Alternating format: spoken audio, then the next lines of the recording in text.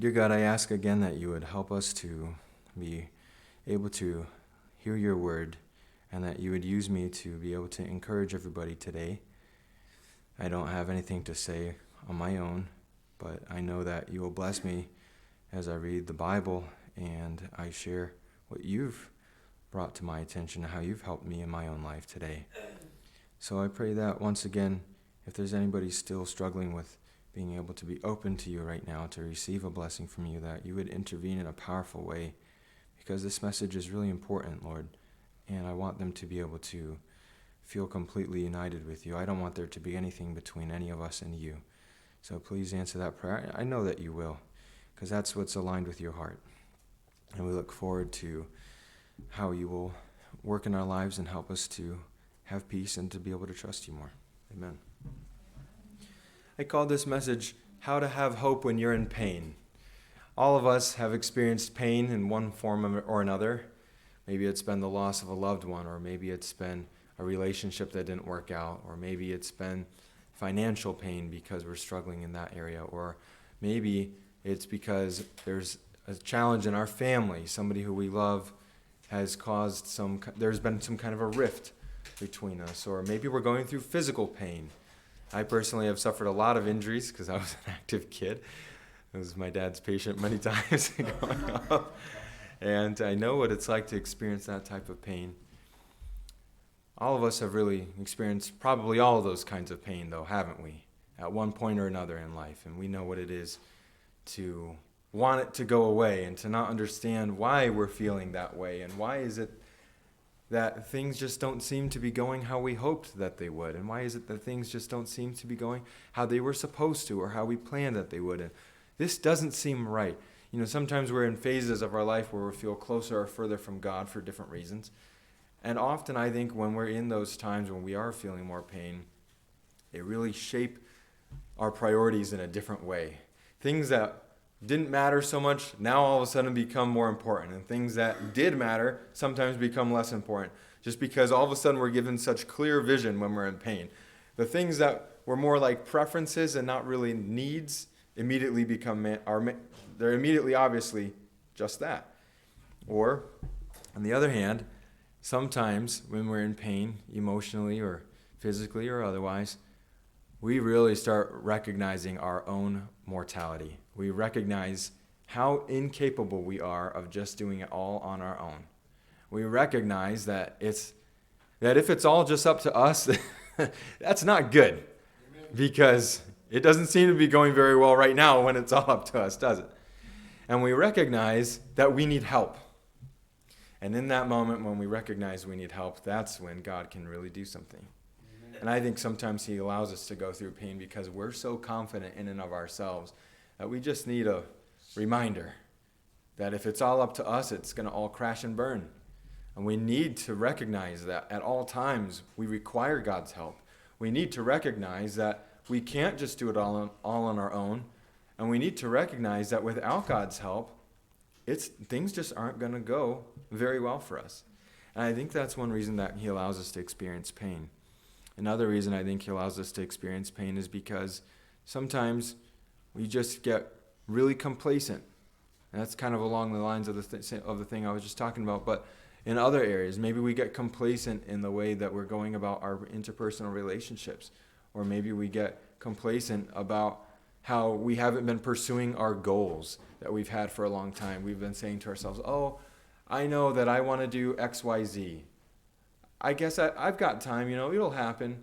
But what we're doing to ourselves is we're actually not believing in ourselves, because if we don't give ourselves a solid date from start to finish, a solid period of time when we know this is when we need to have this goal accomplished by, it's an easy out, because we don't end up having to comply with our own set deadline because there is no deadline, because we're actually afraid of committing to that process. So when we go through pain, it shakes us up and makes us realize sometimes we're not really pursuing our goals. We're not really growing. We're staying complacent.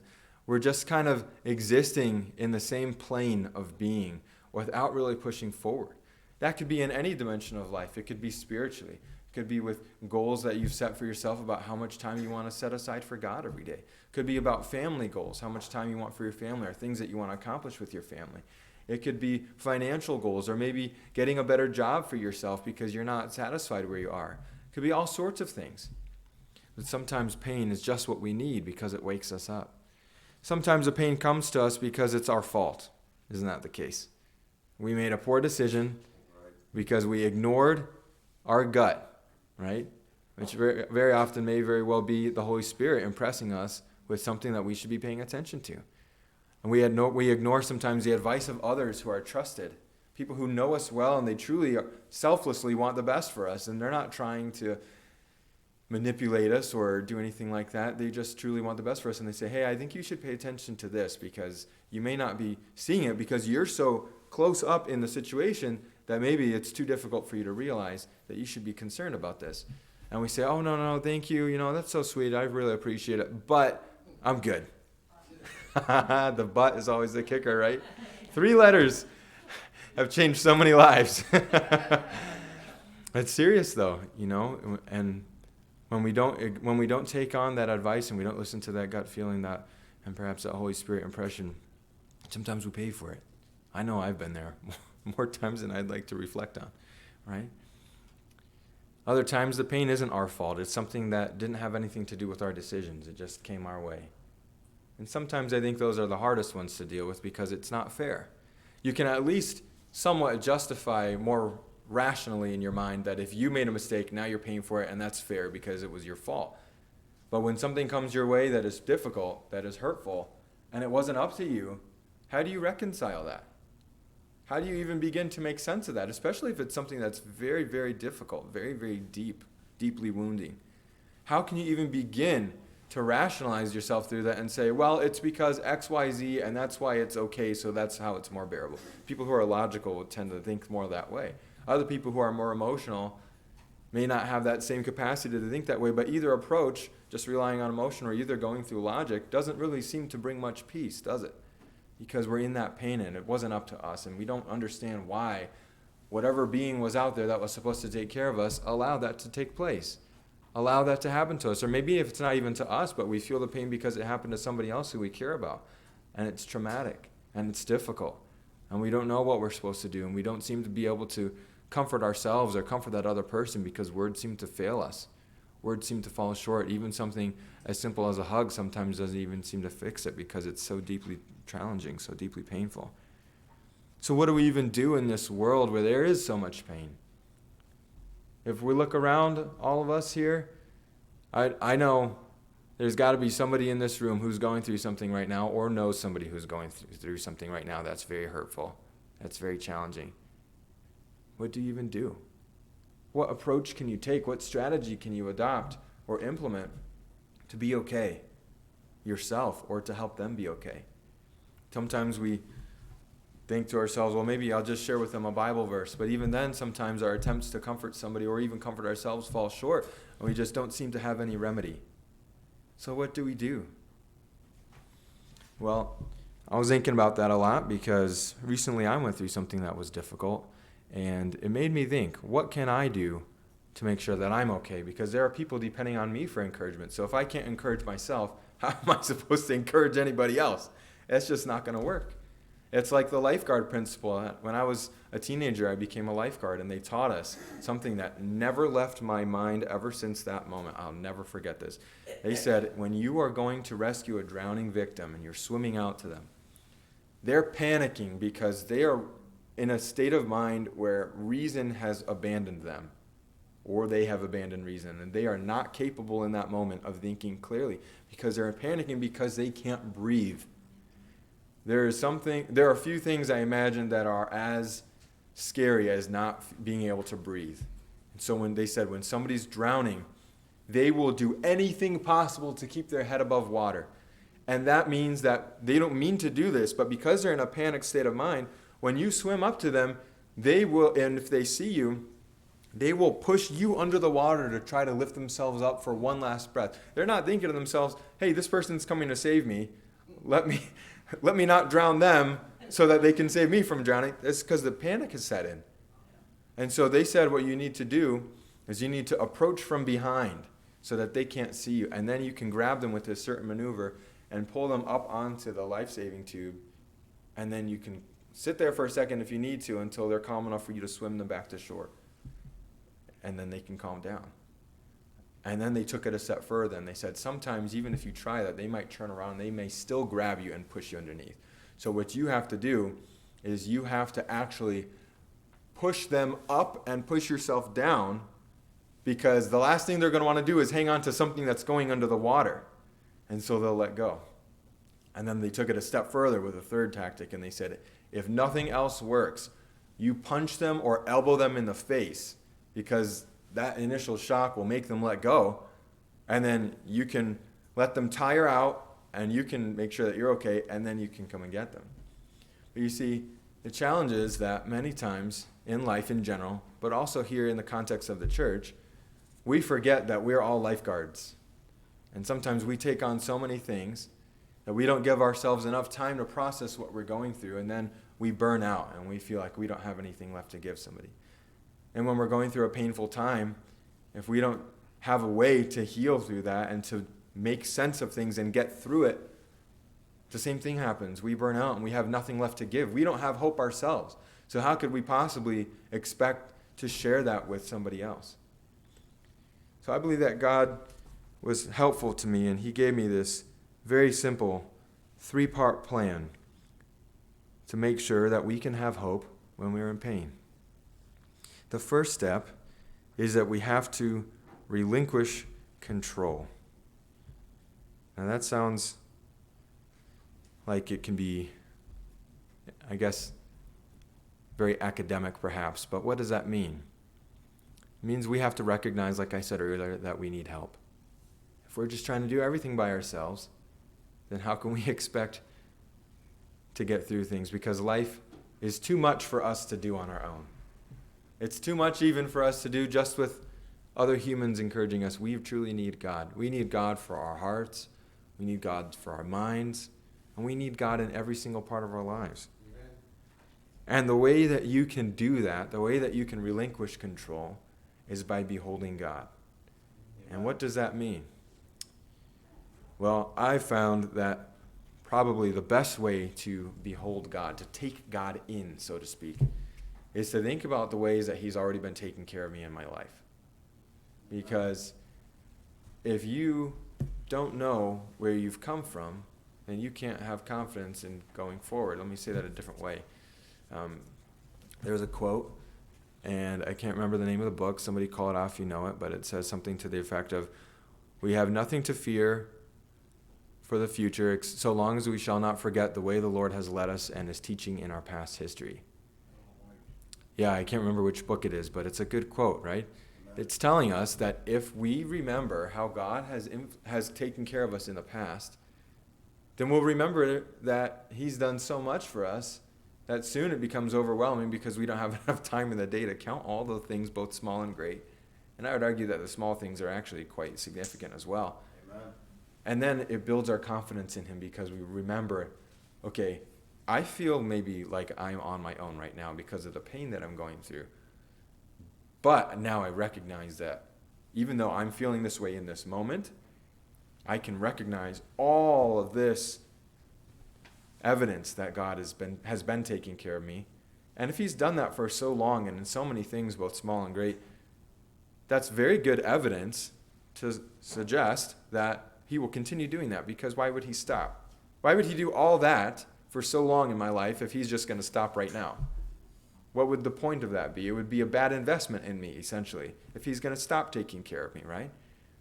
So when we think about that and we consider the ways that God has helped us through similar challenges, and in good times and in bad and in everything in between, we recognize he is good, and that track record will show us that he's still going to be good. It's like if you want to catch a baseball, for example.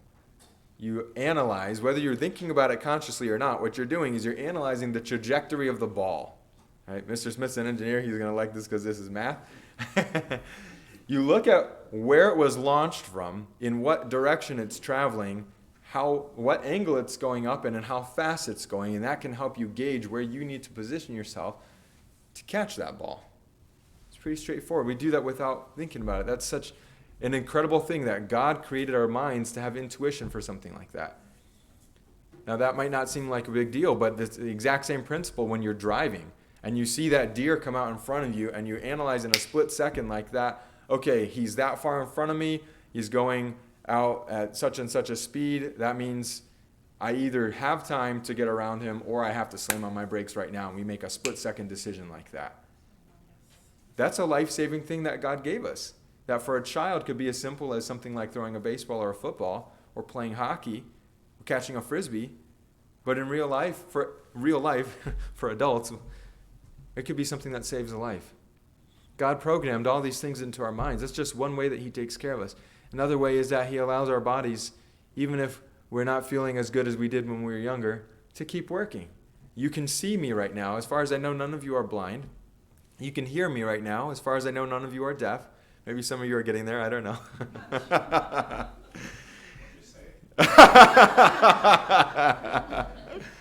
But think about the processes that have to take place for you to be able to take in visual and auditory information.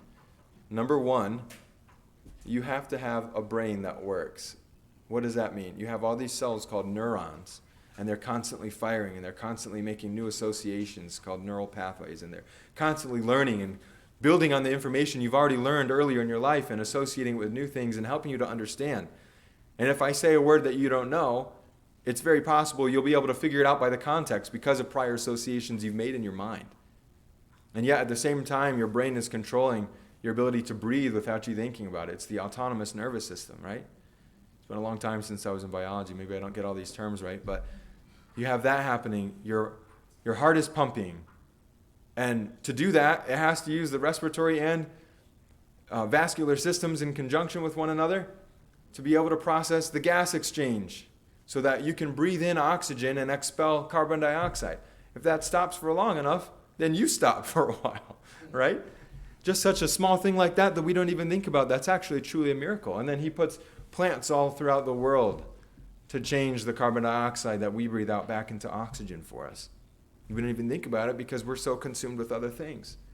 But when we stop and think about something that is an immense factor in the world, we can be grateful. And when we recognize how God's taking care of us, we begin to experience gratitude. And we begin to have hope once again because we recognize that it's not all up to us anymore. And that he is truly taking care of us in more ways than we can begin to hope to count. And that fills us with hope. And the next step from that is to abandon your ego.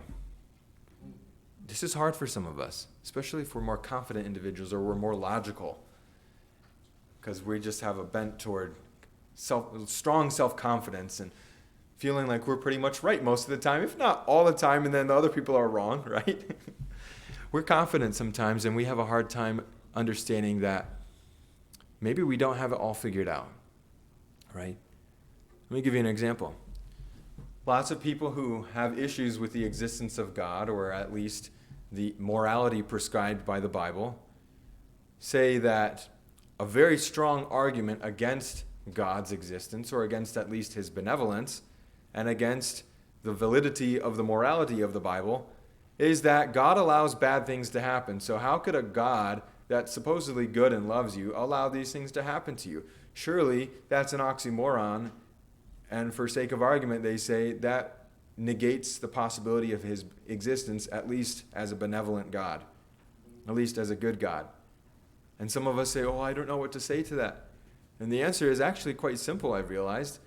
And it's just simply a matter of the fact that their inability to understand how God could simultaneously be good and allow us to have free choice and choose bad things, even though it's hurtful to others and to him, does not prove that he is not good. Just like if you try to have a child understand quantum physics, and probably for a lot of us as adults, it's not possible. But does that negate the existence and validity of the field? Or, for example, if you try to have a child understand biochemistry, but they're not capable of understanding it because they have not learned enough yet to make those connections in their mind and make sense of that, does the child's inability to understand biochemistry mean that biochemistry is not valid or that it doesn't exist? No, all it proves is one thing, that they just simply at this time don't have the ability to understand that. Likewise, as adults, sometimes we struggle with this and we say, oh God, how could God actually care about me? Or how could he be good? How could he say that he loves me when he allowed all these things to happen in my life?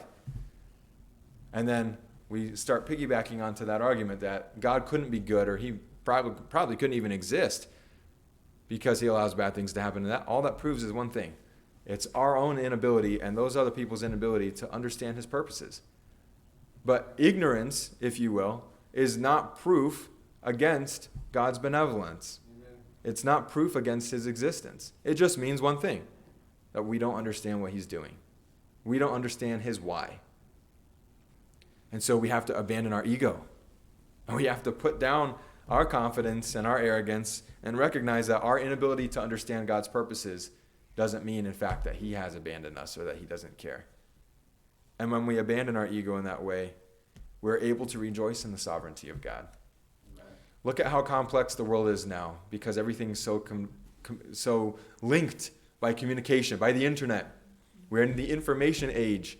Everybody can learn pretty much anything that they want, as long as they have an internet connection and an internet-capable device. You almost don't even need to go to college anymore because you can learn all that stuff on YouTube. Isn't that crazy?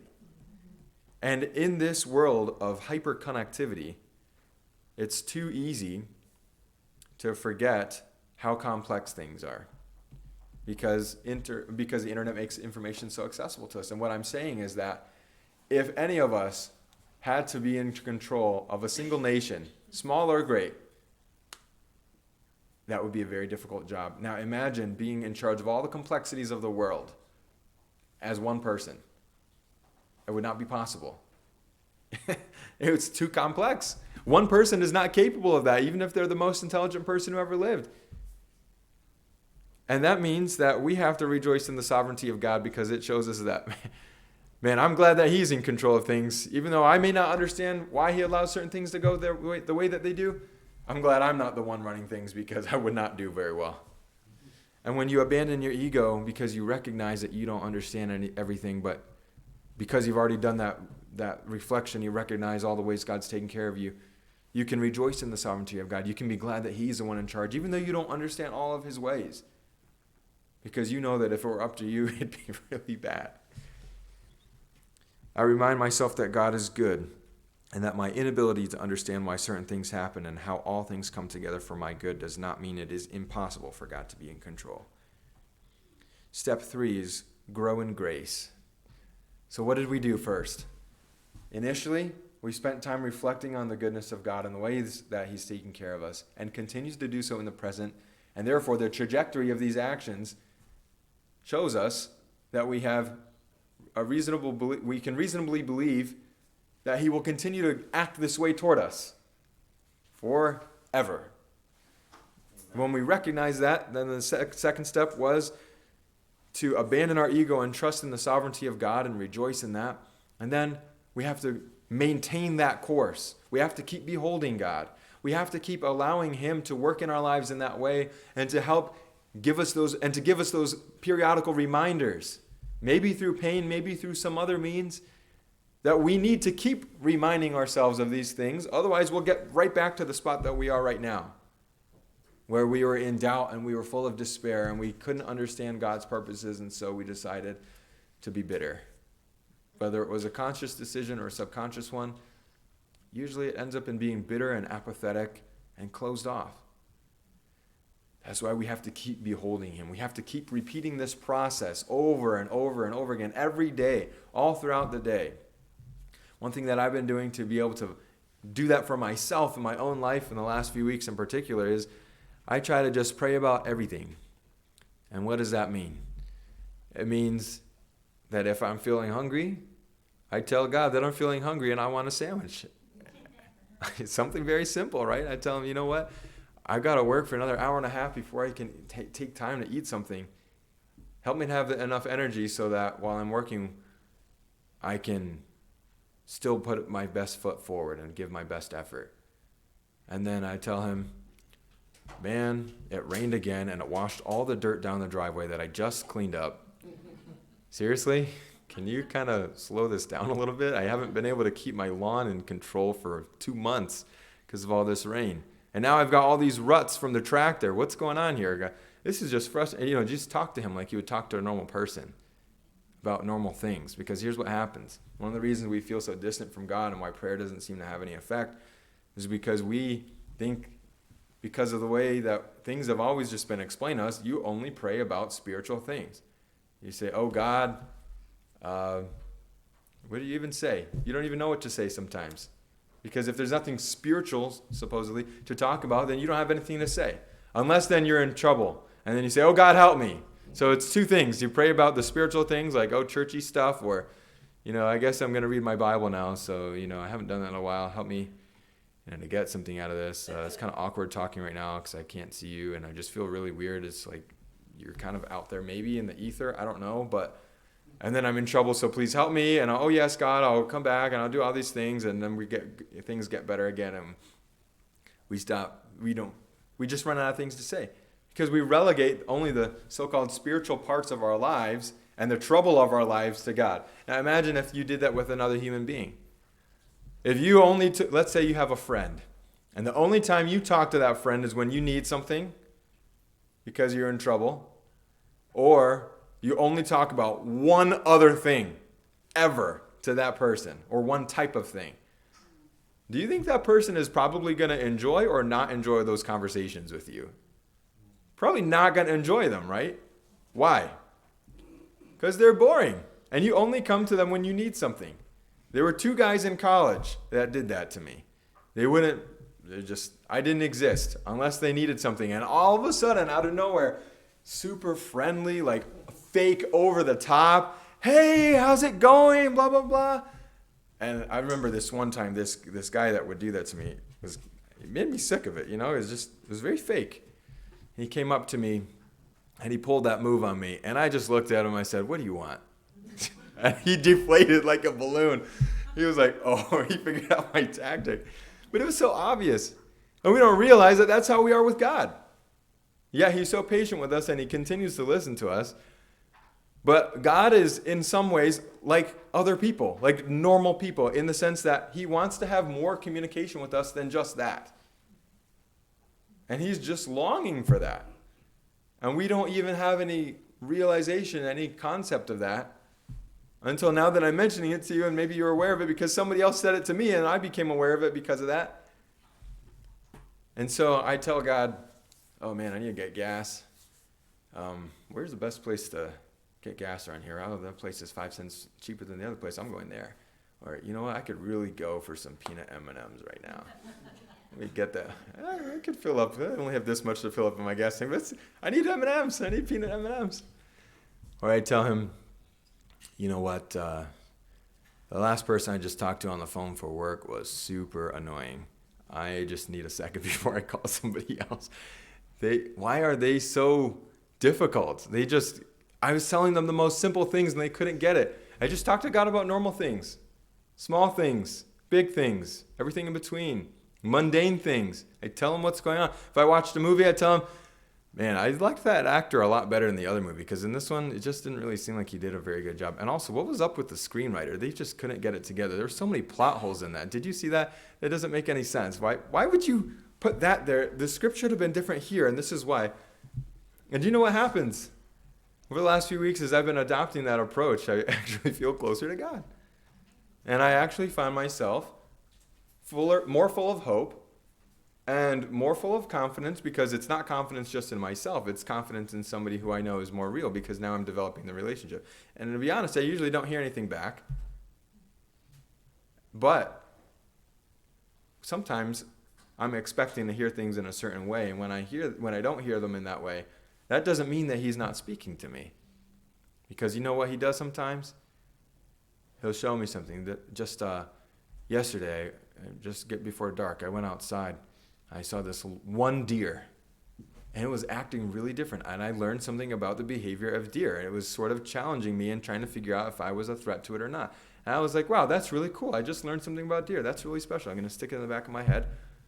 That was a blessing in nature that I got, that I had never witnessed it before. The deer kept like putting its head right down to the ground and taking a step back like that. And then it would step back, and then it would come forward, lift up, and it would keep repeating that. And it was watching me. It was really different. I've never seen that before. And there's this mother, this doe with 2 little babies. They're bigger now. But they keep coming out and feeding at different times of the day, and I like to watch them. And I think that that's sometimes how he speaks to me without any words. Because maybe I need to see something like that to remind myself that, like with all these tragedies going on these days, like with Afghanistan and stuff, I was feeling a bit down about that. And seeing little things like that is just, it lifts you up. And so maybe maybe we're not hearing God speak to us because we're expecting it to be in one way. He's going to put words in my head audibly. And if I don't hear that, God doesn't want to speak to me. It's like, no, he's much more capable of other ways of communication than just that. So just be in an attitude of openness to him.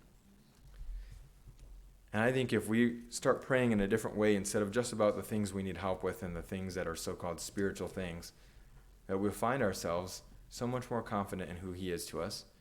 And when it comes time to go through something challenging, it'll be so much easier because we'll have hope, because we're constantly fostering that hope throughout the day, because we're constantly beholding him, which means we're going back to step 1 and remembering all the things that he has done and is doing at the moment for us. And it allows us to abandon our egos and rejoice in his sovereignty. And all of that means that we're not alone and it's not all up to us. And that's how we can have hope. I want to read to you as I close Lamentations chapter 3. Oops, I went past it. It's one of those books that, if you're not careful, because it's short, you go right past it. Lamentations is right before the New Testament. And guess what? This whole book is pretty depressing.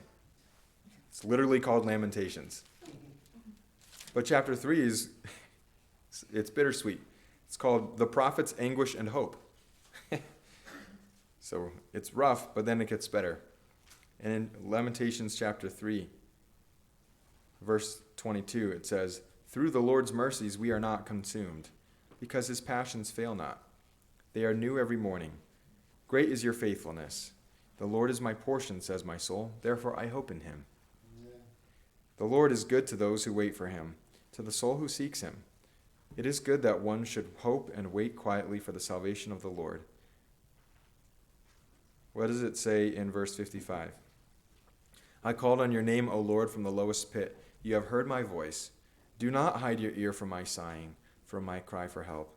You drew near on the day I called you and said, do not fear. O Lord, you have pleaded the case for my soul. You have redeemed my life." I'll just close with a quote here from a gentleman. I was listening to a podcast from Focus on the Family, and I don't know this guy's name, and I didn't catch which episode it was, but he had lost his wife of 30 years to an illness, and that was hard because they were very, very close. They were one of those couples that they're very solid. And this is what he said about losing his wife and going through suffering. How do we look at suffering? Suffering is something that we will all go through. If we look at it as something that's only negative and to be avoided at all costs, there's bad news, because suffering is something that we will all go through. There's no choice there. But if we look at it as something that is purely negative and only shame-inducing, then what will happen is that when you go through suffering, it will make you worse. It will make you more bitter, more cold, and just a little more detached from your world and your reality. But if you instead look at suffering as something bad, but which can do something good, there's a positive aspect to it, then you will learn how to reap the rewards of suffering and to be able to channel it in growth and intimacy with God. For instance, in 2 Corinthians, when Paul is talking about suffering and adversity, he says, "But this light affliction, which is but for a moment, is producing in us a far more exceeding and eternal weight of glory." So he's looking at the suffering and saying, it's not that the suffering is a light in the sense that it doesn't matter and doesn't hurt me, but he's saying that in comparison to what it's building for me, it is light. And if we look at suffering from that lens and viewpoint, it's not that we're going to be looking for it, but when it comes, we have a lens to look at it as being something that can be gentle and producing of comfort and intimacy with God. We'll look for those benefits. Working out correctly will hurt a lot, but it produces something, and that's why people continuously do it. And it makes all the difference in the world if you're hurting as a result of working out or you're hurting as a result of being sick. Sickness just produces weakness, whereas working out produces strength. And any adversity in the hands of your Father can produce incredible amounts of strength and purity. Amen. Psalm 34:19 says, "Many are the afflictions of the righteous, but the Lord delivers him out of them all." Amen. So today I invite you to make a choice to trust that God is with you and helping you, even if you are going through something that's difficult. So you can be like, remember the story of Thomas that was in the scripture reading. Thomas didn't believe that it was Jesus. He was struggling to have hope. He was struggling to have belief, struggling to have faith. And Jesus accommodated him and he said, "Here, touch my wounds and recognize that it's me and I am still alive." And then Thomas from that day forward believed. And I'm sure that after that experience, nothing could take away his belief, right? We may not have the privilege of seeing Jesus in physical form here before us 2,000 years ago, but we can know. In some ways, actually, perhaps it's better that we don't. Because now, look, we have had an extra 2,000 years to see all the ways that God has been taking care of each individual on the face of the earth. That's more evidence in some ways than Thomas had. God is good to us. He will sustain us. And he will provide hope for you when you're in pain.